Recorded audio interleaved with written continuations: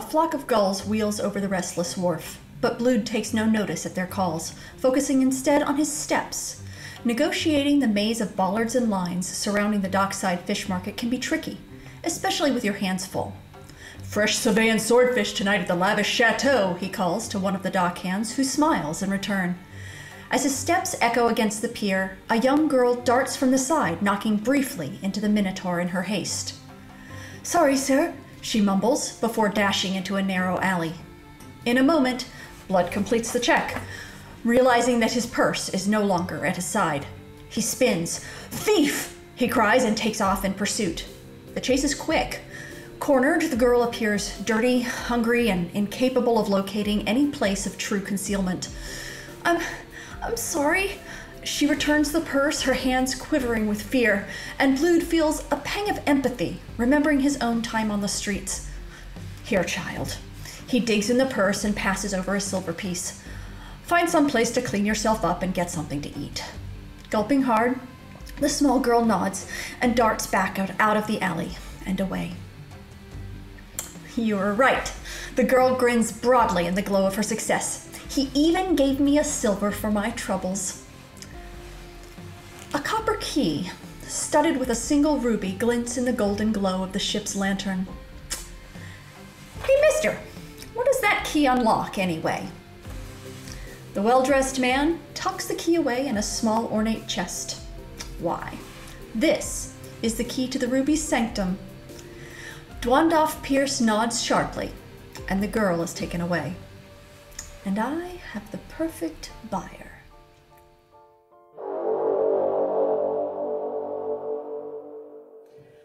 Okay, here goes. So we're in Nicodranas. Blood is walking across the pier. There's a flock of seagulls coming by, but he is not paying that much attention to them. He is focusing on his steps because the path can be tricky. God, what happened then?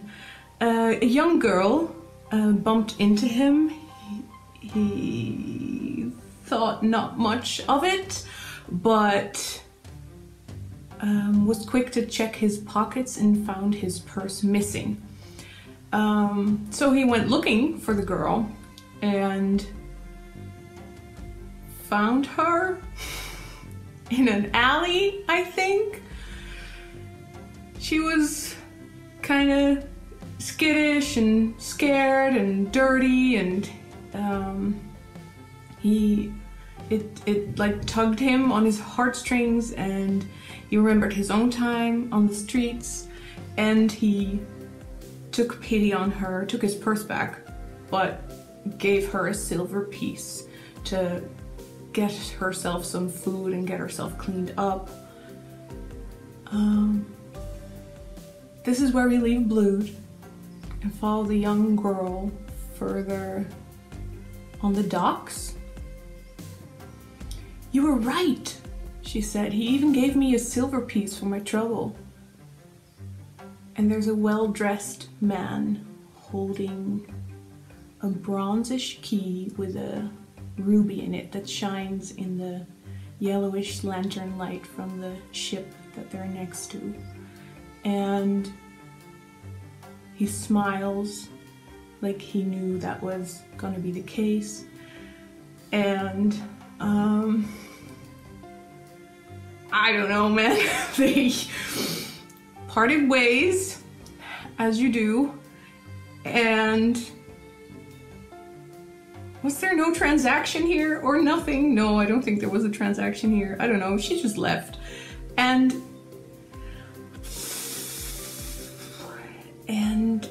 oh, the key is to the ruby sanctum, he said. I think in just a general exposition way, and to no person in particular, I don't remember. And he has just the right buyer for it. Because the girl took the key from Blood, of course, right? Okay, that is the end. Good luck.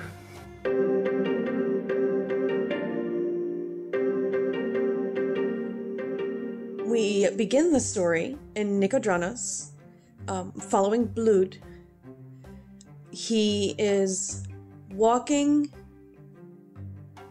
down a path, not really paying attention to what's going on around him. There's some seagulls flying around that he isn't really looking at. And this little girl bumps into him.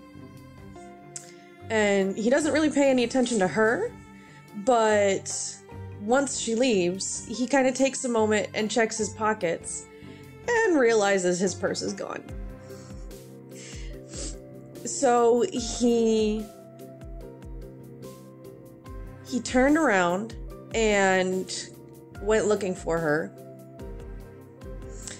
And he managed to find her in an alleyway. And she was acting really kind of skittish. She was pretty dirty looking. And it kind of tugs at his heart a little bit. He's a bit of a softie for an underdog. And, it kind of reminds him of his own past. So he takes the purse back, but he gives her a silver piece. And tells her to go get cleaned up and get some food with it. We leave Blood now at this point and follow the girl.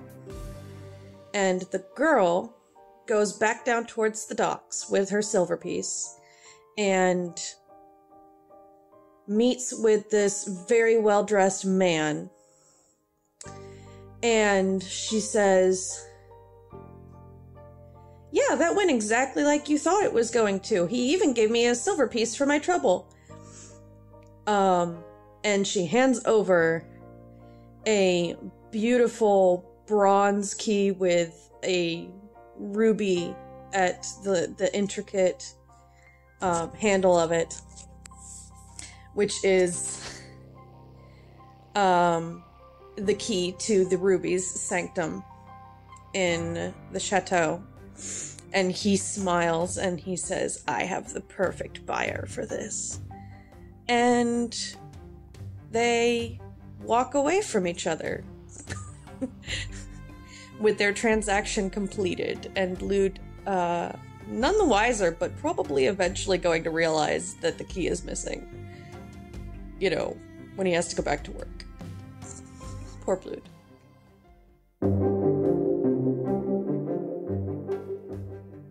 So we start off our story in Nicodranas with Blood, and he is walking along the shore, just taking a stroll, and there's like seagulls that are flying around, and as he's walking, he runs into this little girl, and as she runs off, he realizes that his purse is missing, so he follows her and finds her in an alley, I think, and confronts her, and she gives him his purse back, and she's dirty, and so he feels bad for her, so he gives her a silver piece and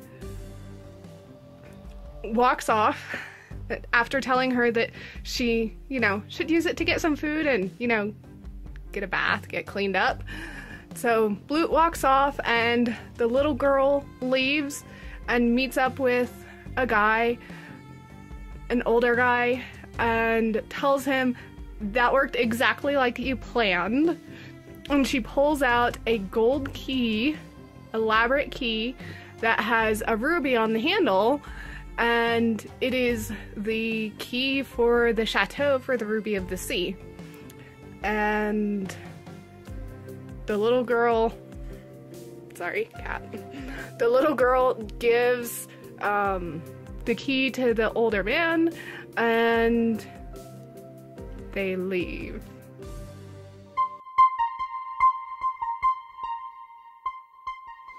Okay, let's see how this goes. So we begin in Nicodranas with Blood, our protagonist who is walking along the beach with seagulls up above and other people on the beach. It's a crowded day, I assume. And as he's walking along, he bumps into a little girl, a waifish-looking, small, young child who bumps into him, and they apologize and part ways. And as he walks a little further, he realizes that his purse is missing. So he turns back and looks for the little girl for a little bit and finds her in a dark back alley.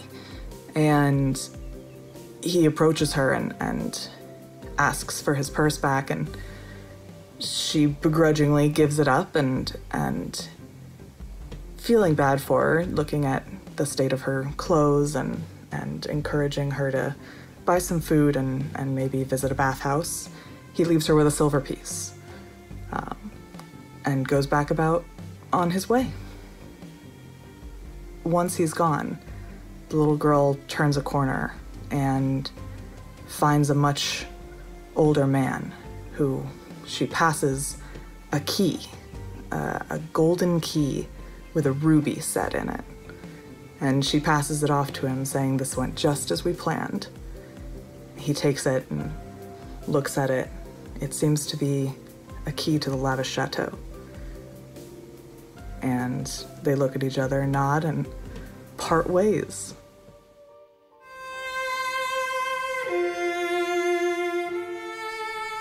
Okay, so it starts off as a beautiful sunny day in Nicodranus, where Blue is walking along the beach. It's apparently very crowded, so much so that he bumps into a little girl, or maybe she bumps into him, who knows? Either way, there's a collision between a small child and a very large minotaur? I forget what he is. Anyhow, so, there's apologies all around, and they move along, and a little while later, he realizes that he lost his purse, he being Blue, and was like, oh, shit, I bet that little kid took it. And so he went on the hunt for her and found her in a dark alley and demanded his purse back. And she was like, "I'm so sorry. I stole it. I feel really bad. It's just, I'm poor. Look how dirty I am. I'm poor. I'm hungry. I'm starving, and I just need food." And he takes pity on her and gives her a silver coin. And she's like, "Oh, thank you so much. This will buy like a week's worth of food." And they part ways again. And as soon as he's out of sight, she turns down another dark alley and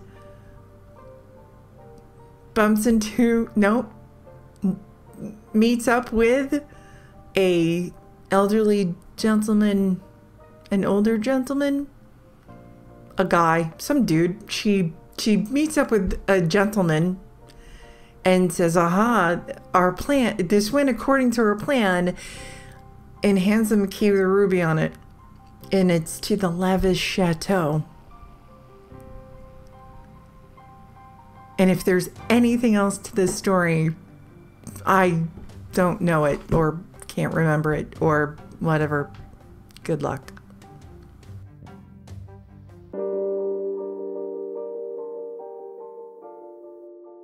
So it was a nice sunny day on the beach in Nicodranus.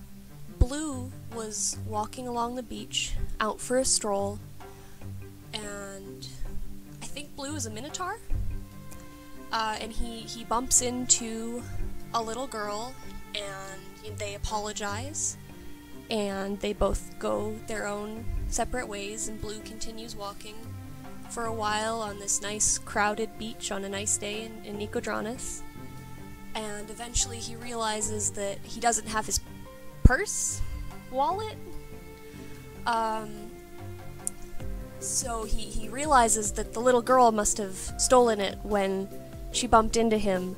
So he goes and he finds the little girl, and she's in an alley, and she apologizes, like, "Oh, I'm so sorry for stealing your purse, but I'm a poor girl, look at how dirty I am, I just need food, and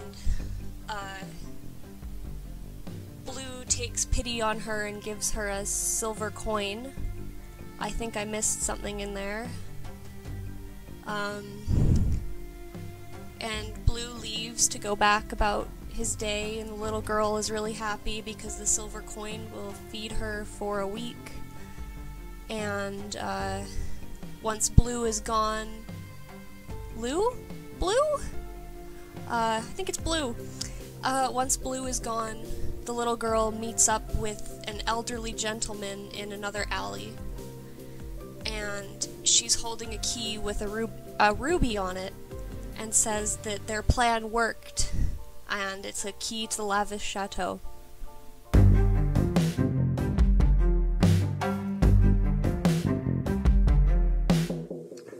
So there was a blue minotaur, and it was walking along the beach in Nicodramus, and it was a really pretty day, nice and sunny, and the beach was crowded. And as Blue was walking along, he ran into a girl, and once he had helped pick her up, he apologized, "Oh, so sorry," and then he went along his way.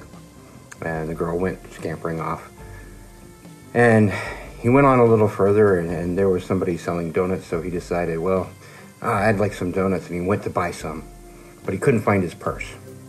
And he looked around, and he went back to where he had bumped into the girl, and he looked there, and he couldn't find his purse, and he couldn't find the girl, so he tracked her down. And he went back to Nicodramus, and he finally found her in an alleyway, and she apologized. "Oh, I'm so sorry, but look at me, I'm just a poor girl, I'm so dirty, I'm so hungry, I wanted something for some food." And so Blue, well, he felt sorry for the girl. I mean, he's a minotaur, but he's not a bad guy. And so he gave her a silver piece. And the girl was really happy because now with a silver piece, she could buy a lot of food. She could eat for a week. And so Blue went on his way. He's gotten his wallet back, goes get some more donuts on the beach. And the little girl, she calls out, "Blue, Blue." And when he doesn't answer, she knows it's safe. She goes down to the next alley over, and there's a little old man, and he's sitting there, and the girl comes up, and she holds up the key with a ruby in the handle, and she says, "Ooh, we're set, because now this is his house. We've got the key to his house." Of course, who would want to break into the house of a minotaur? I don't know.